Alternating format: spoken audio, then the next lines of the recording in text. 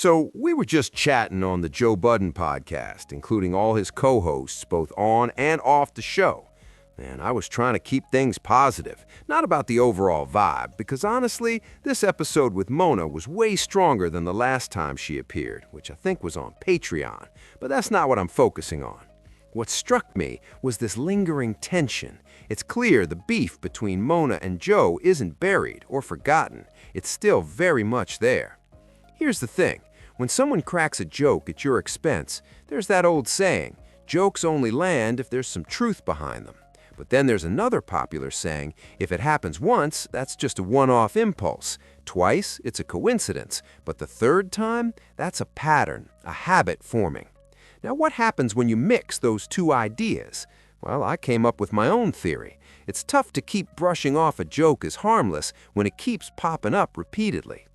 So I have to ask, how many more times is Joe gonna fumble the ball?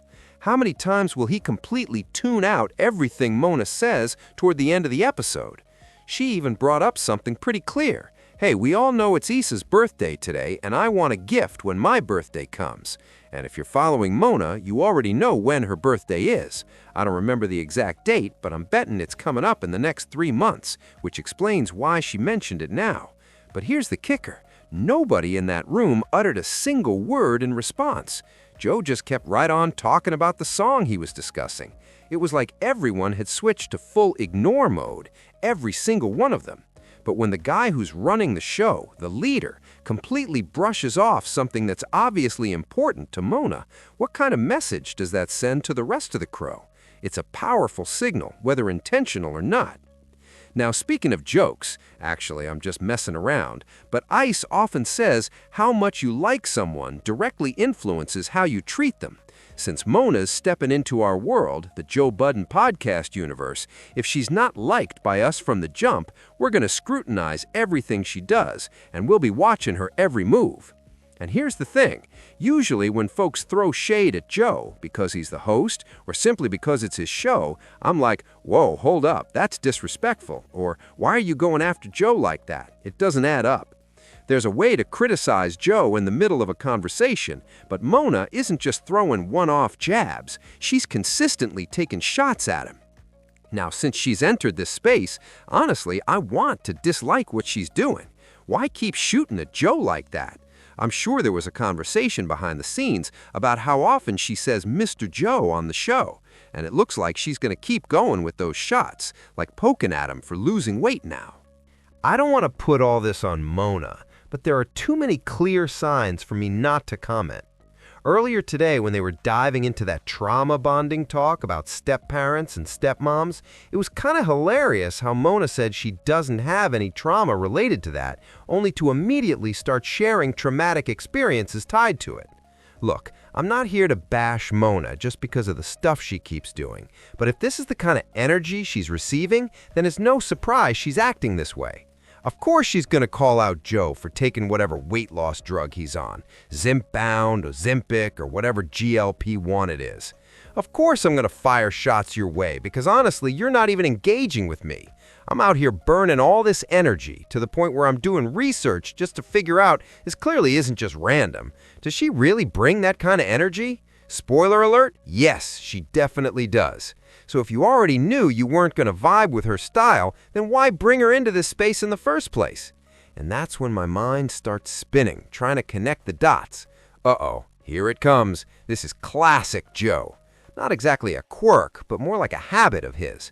He tends to pull in folks who already have a reputation, then kind of diminishes them because of the whole operation he's running. He drains their energy only to leave them hanging out to dry. It's like he's saying, not only was it a mistake bringing you here, but it was your mistake to even show up. You're not on my level. This happens with pretty much everyone he brings in. And let me tell you, I'm definitely planning a whole video breaking this down because he's currently doing the exact same thing with Mark Lamont Hill. But Mark plays a different game. There are things we've talked about behind the scenes I can't share publicly. But trust me, I know exactly where Mark's head is at. So Joe is just going to keep shooting blanks because Mark isn't going to fire back. He's got a bigger plan in mind. But Mona, she's not playing that game. She's stuck wondering, why the hell do these people hate me? And by these people, she's clearly talking about Mark and Joe. She's caught between two folks who don't seem to want her around. Again, I'll be dropping another video soon about Mona and Mark, probably putting that one on YouTube, because I've been anticipating this for months. Look, I'm not against Mona anymore. This whole situation is just wild. If you step outside the whole JBP universe and look at this from a neutral perspective, it's obvious there's some shady stuff going on. And if you're a Mona fan who tried to get into Joe Budden and the JBP crew, a lot of what's happening here might turn you off. Why is it that every time I talk about this, yeah, I get it, she talks a lot, and she definitely needs to learn when to pick her battles in a group setting, but every time she speaks now, because they can't control her, it's like they just let her ramble. And here's the thing, if they ever watched her content before, they should have known this was coming. Newsflash, Mona is probably an only child or has siblings spaced way apart, like 5 to 7 years difference either side, if she has siblings at all. Because the way she keeps talking, even when people ignore her, it's clear she's used to being in that position. She's saying, I can do this all day, I don't care, you didn't bring me here to silence me, if that's the case, I'll just quit. And that's why, even though I keep bringing this up, Mona just doesn't care about the drama. She doesn't talk trash about them because she does her own thing, and these folks keep trying to shut her down. Jillian Wallow telling her she's late, firing her, whatever, and Mona's like, okay, bye. You think she won't do the same thing to Joe? That's why Joe's on full ignore mode, not really making moves to address anything. Because at the end of the day, like Flip said, if you fire me, I'm coming for you. So what do you think Mona's gonna do? I called it last time. She's about to start throwing shots at these people on her own podcast, to the point where I'm like, do I really need to start watching and breaking down her podcast? Not exactly to critique, but I'm definitely gonna keep an eye on it. This whole situation is straight up chaos. Mona is miserable here, no doubt about it. We can debate all day about how she pauses or how she acts, but from everything I've seen on her own platforms, it's clear this just isn't a fit. She despises being in this space. And here's the kicker. Even though folks around here tend to ignore her or claim they quasi-hate her, Mona actually hates these same people back. She's trying to send a message. Like to Ice and Yamai, she's basically saying, I actually vibe with you. I'm into you. I may not agree with all your opinions, but I respect your presence. That's Mona's real energy. Everyone else, Mona could care less. She's basically saying, everyone else can kiss my ass. And mark my words, she's eventually going to turn on Parks once she puts him under the same microscope she's been using on Mark lately. This isn't a surprise. I spotted this dynamic early on. There's a reason Mona keeps treating Mark the way she does, and eventually she's going to watch the footage and start addressing Parks with the same scrutiny. But come on, nobody can tell me no one read the comments or caught the backlash or re-watched their last episode. Mona's vibe today was totally different, both in a good way and a bad way.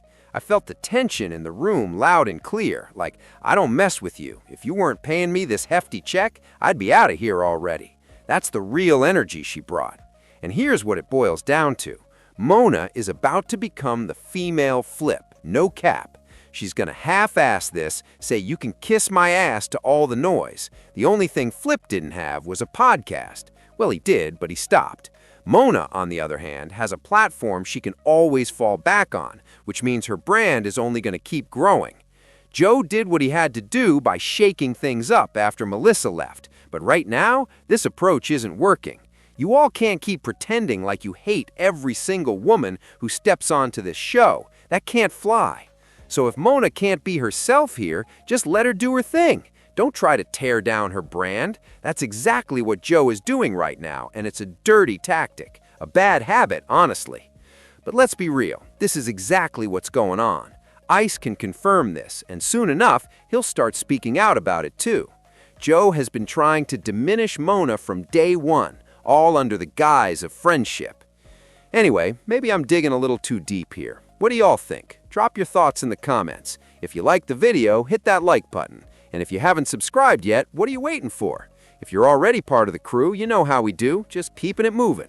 I want to dive deeper in these videos, going beyond just gossip to really share my perspective. Thanks for all the support. Catch y'all soon.